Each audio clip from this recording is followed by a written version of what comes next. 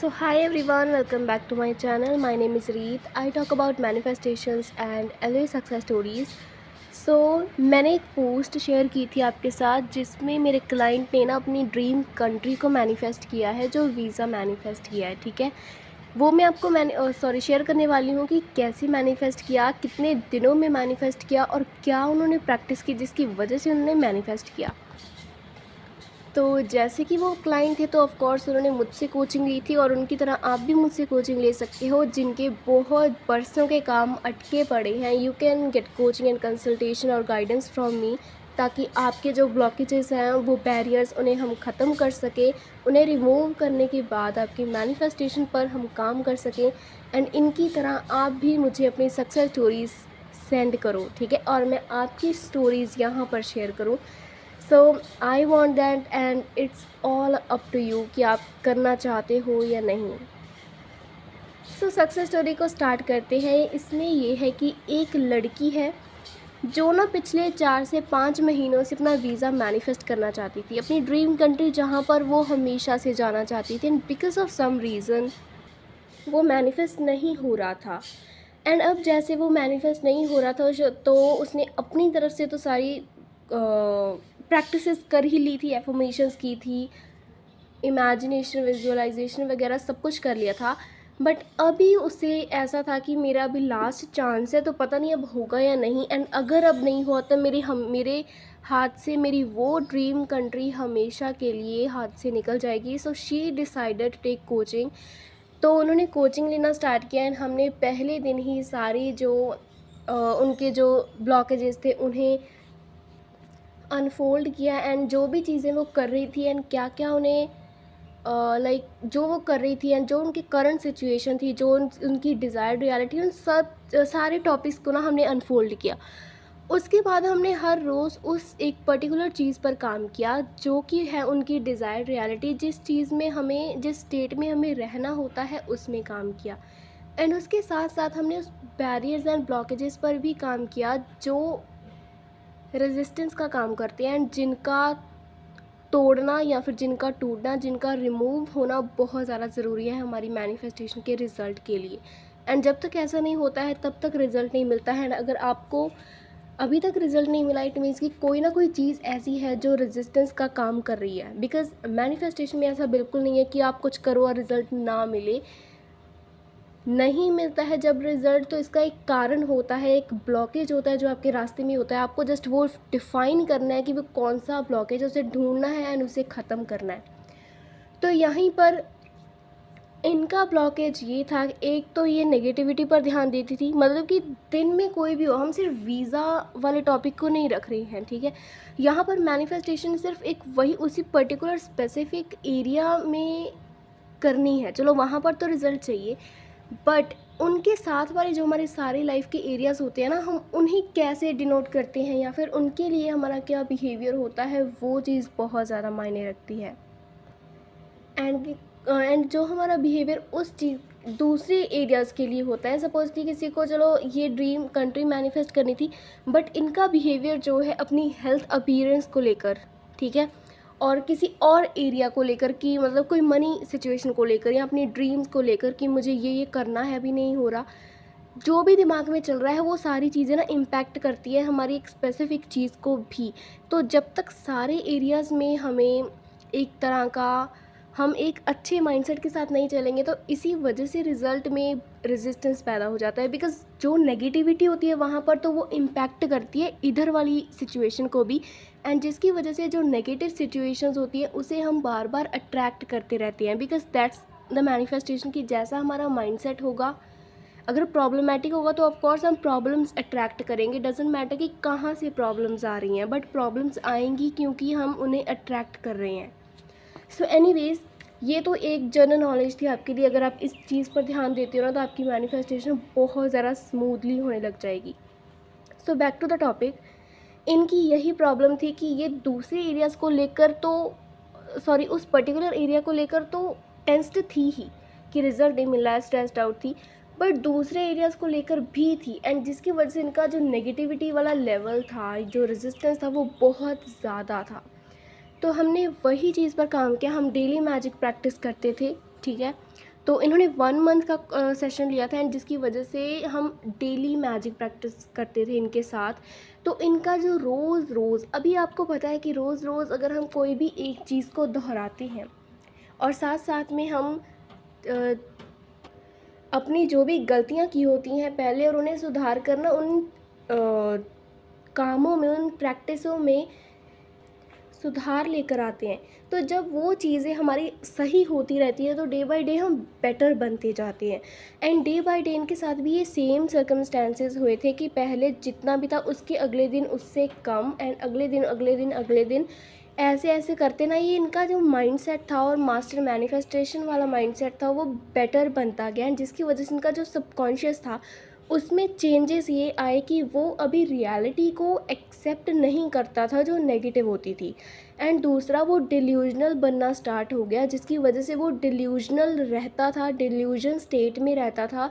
And उसमें वो 4D को ही सच मानने लगा, जो वो इमेजिन करती थी या जो वो स्क्रिप्ट करती थी, जो वो एफर्म करती थी।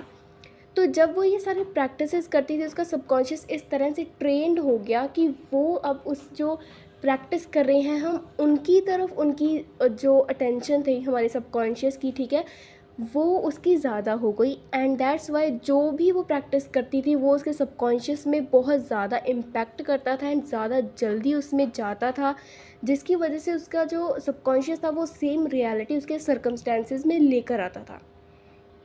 और अब यहाँ पर रही रेजिस्टेंस की बात, वो अफर्म करती थी, विजुअलाइज करती थी, स्क्रिप्टिंग करती थी ऑन द डेली बेसिस, ठीक है। 30 डेज़ तक उसने मेरे साथ, या फिर मतलब कि मेरे कहने पर उसने वो हर चीज़ लिखी एंड वो हर चीज़ बोली जो कि एफर्मेशंस के रूप में थी। एंड वो चीज़ को विजुअलाइज़ किया कि कैसे उसका वीज़ा आ गया है, ठीक है। उसके फ़ोन पर ना उसे वो एक दिख रहा है जो आप पिंटरेस्ट से भी निकाल सकते हो, कोई भी ऐसा पेपर जहाँ पर वीज़ा है, ठीक है। एक वीज़े का जो फॉर्मेट आता है ना वो अप्रूव्ड हो चुका है, तो इस तरह की जो भी है, मतलब जो भी आपकी कंट्री है, तो वहाँ से आप उठाकर ना बस उसे ऐसा विजुअलाइज़ करना है, उस पर अपनी डिटेल चिपका देनी है, बस ऐसा बिलीव मान ही लेना है कि ये तो मेरा ही है, ये तो आ चुका है बस अब। तो वो बस ये सेम चीज़ करने लगी एंड लिटरली गाइस कि 30 डेज़ उसने ये सारा कुछ किया। उसके बाद उसे सिर्फ 2 दिन के बाद ही रिज़ल्ट मिल गया। लाइक उसे बस 2 दिनों के बाद, एक तो 30 दिन की उसने प्रैक्टिस की एंड ये उस पर डिपेंड था, उसे सिर्फ 10 दिनों में भी रिज़ल्ट मिल सकता था, ठीक है। बट चलो, लोगों का माइंड होता है, अलग अलग होता है, तो किसी को जल्दी मिलता है, किसी को लेट मिलता है। पर उसे जैसे ही उसकी प्रैक्टिस ख़त्म हुई उसके 2 दिन के बाद उसे ये नोटिफाई कर दिया जाता है कि आपका वीज़ा आ गया है, ठीक है। एंड वो उसी स्टेट में थी पिछले 1 महीने से, या फिर कह लो कि पिछले 25 दिन से, क्योंकि पहले के जो 5 दिन होते हैं वो तो हम ट्राई करते हैं कि हम ऐसा रह पाएँ एंड उसके बाद हमारी गाड़ी ना स्मूथली चलने लगती है कि अच्छा हम इस स्टेट में अभी हम यहाँ, मतलब इसी स्टेट में हमें रहना है अभी।